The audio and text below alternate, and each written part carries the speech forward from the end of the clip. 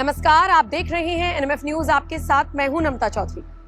South Delhi के वसंत enclave से एक चौंका देने वाला मामला सामने आया है, जहां पर इंडियन आर्मी के ब्रिगेडियर के साथ और उनके बेटे के साथ शराब पी रहे दबंगों ने दबंगई दिखाई है, उन्हें पीटा है, उन्हें हैरास करने की कोशिश की है। पूरा मामला 11 अप्रैल का बताया जा रहा है। रात लगभग 10 बजे के आसपास का वक्त था।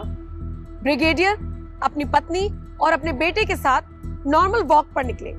अपनी सोसाइटी से आगे बढ़े तो उन्होंने देखा कि एक महंगी सी गाड़ी खड़ी हुई है और उसके अंदर बैठकर दो लोग शराब पी रहे हैं। जाहिर सी बात है, इंडियन आर्मी के सोल्जर हैं वो, और ऐसे में उन्हें लगा कि गलत हो रहा है, जागरूक नागरिक हैं, उन्होंने टोक दिया। बड़े सदे हुए शब्दों में उन्होंने कहा कि इस तरीके से ठीक नहीं है कि आप यहाँ के रेजिडेंट हैं, आप यहीं पर रहते हैं, तो आप यहाँ पर शराब क्यों पी रहे हैं, वगैरह वगैरह सवाल पूछे गए।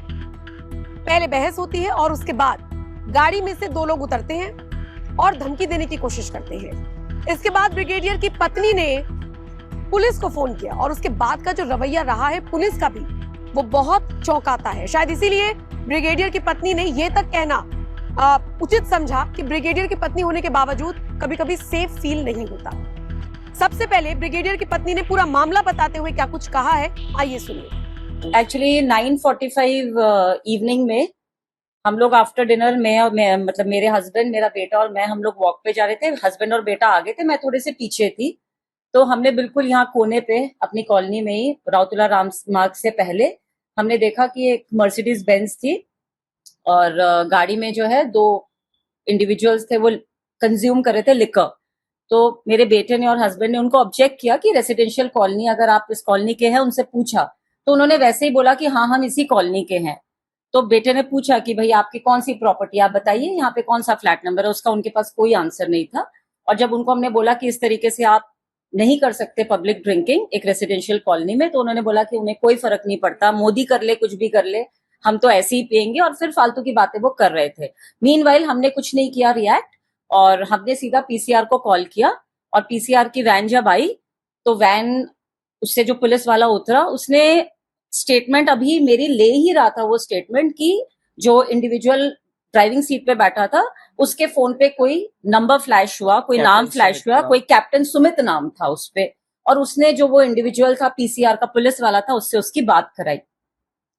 तो साइड में जाके बात किया। जब पुलिस वाला वापस आया तो मैंने उनको पूछा कि आपने मेरा स्टेटमेंट लेना था, क्या हो गया? तो उसने मेरे से बदतमीजी से बोला कि क्या हो गया अगर मैंने थोड़ा डिले कर दिया स्टेटमेंट लेने में। इसके बाद ब्रिगेडियर की पत्नी ने मीडिया के सामने ये बताया कि कैसे मारपीट की गई और इस मारपीट को करने के लिए कुछ लोगों को बुलाया गया था। सुनिए।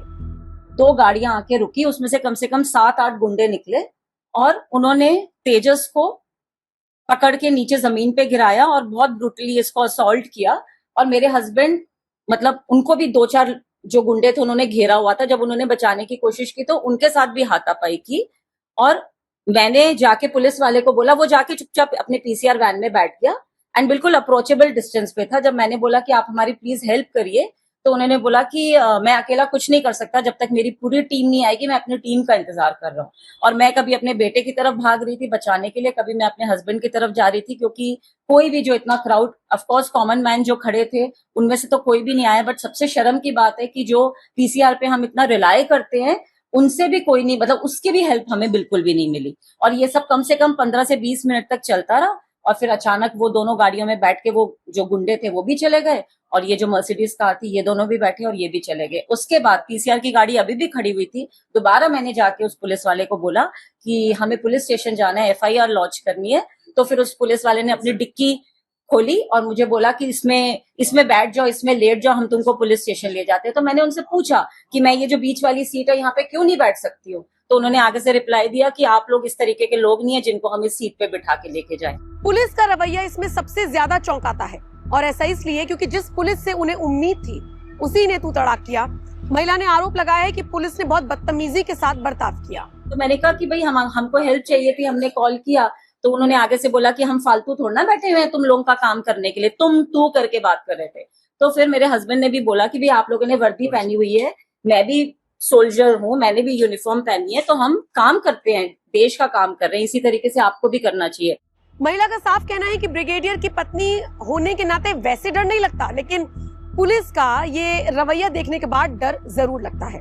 मेरे हस्बैंड इंडियन आर्मी में है, सर्विंग ब्रिगेडियर है। आप सेफ नहीं फील कर रहे बिकॉज आई मीन अगर हमें लगता है कि हमारी लाइक पुलिस है या कुछ भी है you know, and being from the defence background मुझे भी ये लगता है कि हम ऐसा नहीं सोचते हैं बीइंग लाइक अ सोल्जर आप अपनी कंट्री को सर्व कर रहे हो ना। आप ये नहीं सोचते हो अगर एक सोल्जर बॉर्डर पे है और वो उसको गोली लग जाती है तो आप ये समझो कि वो कंट्री के कॉज के लिए लड़ रहा है। बट यहाँ पे पुलिस जो है वो हमारे कॉमन मैन के कॉज के लिए, बट वो कुछ भी नहीं कर रही है। ये बहुत एस्टॉनिशिंग है। साउथ दिल्ली के वसंत एनक्लेव जैसे पॉश इलाके में अगर इस तरह का घटनाक्रम होता है कि दो लोग सड़क पर अपनी गाड़ी खड़ी करके शराब पी रहे हैं और उनको सिर्फ ये कहकर टोक दिया गया कि यहाँ पर बच्चे रहते हैं, सोसाइटी है, परिवार रहते हैं, आप लोग शराब मत पीजिए, तो उन्होंने एक और गाड़ी को बुला लिया। गाड़ी में भरकर 5-6 लड़के आ गए और किस तरीके से मारपीट की गई और कैसे पुलिस का रवैया रहा, ये अपने आप में चौंकाता है। फिलहाल इस खबर के सोशल मीडिया पर आने के बाद इन लड़कों का बुरे से बुरा अंजाम किया जाए, ये मांग उठ रही है। दिल्ली पुलिस एक्शन ले उस पुलिस वाले के खिलाफ भी जिसने इस मामले को गंभीरता से नहीं लिया, ये भी मांग उठ रही है। और माना जा रहा है कि जल्द ही अब ऐसे केसेस पर भी और ऐसे आरोपियों पर भी एक्शन लिया जाएगा। फिलहाल ब्रिगेडियर की पत्नी को आपने सुना, लेकिन इस पूरे मामले पर आपका क्या कुछ कहना है, आप अपनी राय कमेंट सेक्शन में हमें जरूर बताएं।